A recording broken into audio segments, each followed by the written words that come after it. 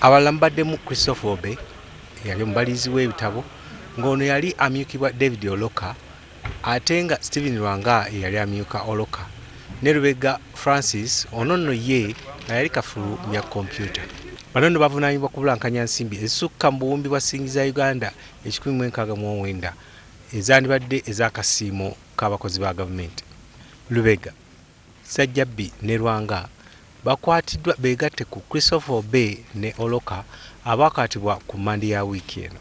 Ekitongole ekikessi ekya Poliisi ya Uganda ekikola mu kunoonyeza kiteebereza nti ebimu ku byobugagga abantu bano bye balina babijja ku nsimbi zino ezabbibwa.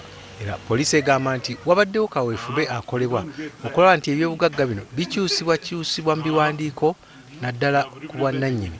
Poliisi era egamba nti singa kizuulibwa nti ebyobugagga bino byafunibwa okuva mu nsimbi zino olwo nno byonna byakuboyebwa.